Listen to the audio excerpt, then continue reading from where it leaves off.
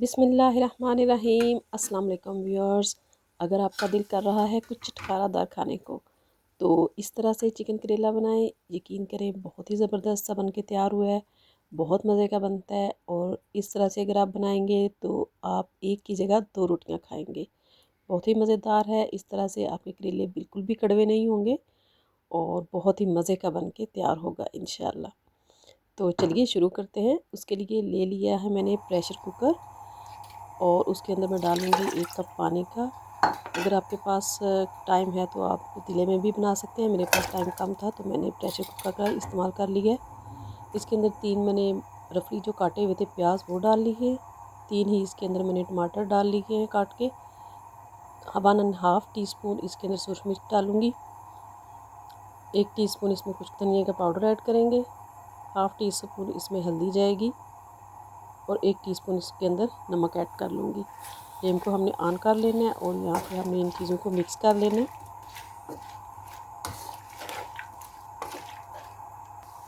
और अब इसके अंदर ऐड करूँगी 1 टेबलस्पून अदरक लहसुन का पेस्ट। यहाँ पे इसको भी हम मिक्स कर लेंगे। इसके अंदर फ्लेम को हाई कर लेंगे और इसका जोश आने का वेट करेंगे। पानी में बॉयल आ चुका है तो अब मैं इसको कवर कर दूँगी 5 मिनट के लिए और इसकी सीटी लगा दूँगी 5 मिनट के लिए।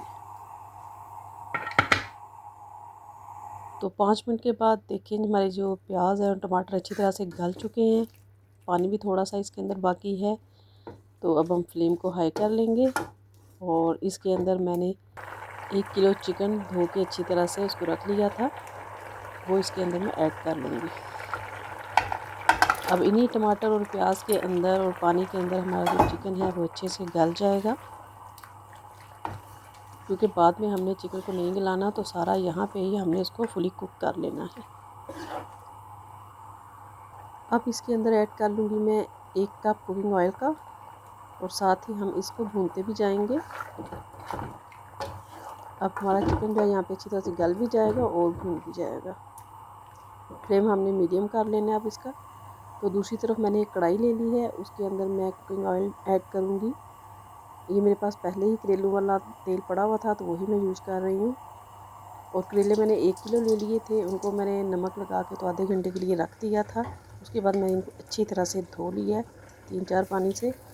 तो अभी मैंने इनको खुश्क कर लिया है और ये खुश्क करेले अब हमने इस ऑयल में डाल लेंगे। फ्लेम जो है वो हमारा मीडियम है। यहाँ पे करेलों को हमने फ्राई कर लेना है। यहाँ पे बहुत ज़्यादा हमें इनको फ्राई नहीं करना, और हल्का सा इनके ऊपर ब्राउन सा कलर आएगा तो इनको हमने बाहर निकाल लेंगे। ये देखिए इस तरह के जब करेले आपके हो जाएं तो आप उनको बाहर निकाल लें।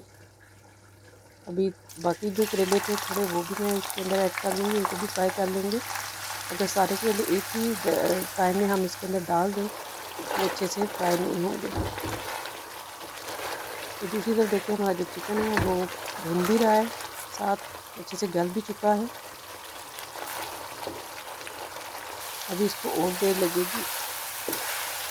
ये देखिए यहाँ पे जो है वो हमारा 6 से 7 मिनट हो चुके हैं भूनते हुए। तो मसाला भी हमारा भून चुका है अच्छी तरह से, ऑयल भी लहरा हो गया। तो अब इस स्टेज पे मैं इसमें डालूँगी 3 खाने के चम्मच दही के।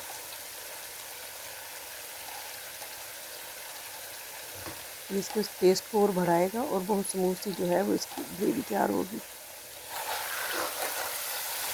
यहाँ पे हम दही को भी 2 से 3 मिनट के लिए भून लेंगे।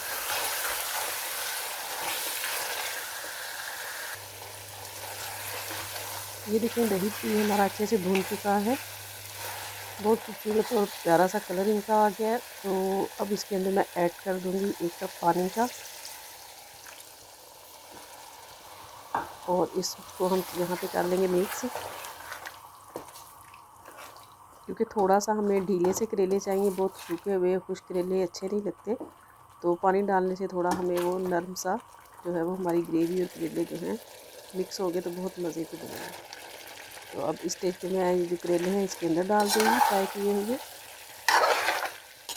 अब इस सारे चिकन में हम इसको मिक्स कर लेंगे। करेले को यहाँ पे हमने अच्छी तरह से मसाले के अंदर मिक्स कर लेना है। फ्लेम हमने यहाँ पे बिल्कुल लो कर लेना है। अब इसके अंदर डालूँगी मैं अब गरम मसाला पाउडर हाफ़ टी स्पून और कसूरी मेथी ऊपर डालेंगे। बहुत प्यारी खुशबू आएगी इससे। हरा धनिया ऊपर ऐड करूँगी और फिर इसके ऊपर मैं डाल दूँगी हरी मिर्चें थी 2 मेरे पास, उनको मैंने दरमियान में से काट लिया है, ये इसके ऊपर डाल देंगे। और अब हम इसको कवर कर देंगे 2 से 3 मिनट के लिए, बिल्कुल लो दम वाले फ्लेम पर। तो देखिए 2-3 मिनट के बाद हमारे जो करेले हैं बहुत ही मज़ेदार से बनके तैयार हो गए हैं, बहुत ही ज़बरदस्त से कुक हुए हैं, ऑयल भी लैदा हो चुका है और नरम से हैं, सूखे हुए भी नहीं हैं।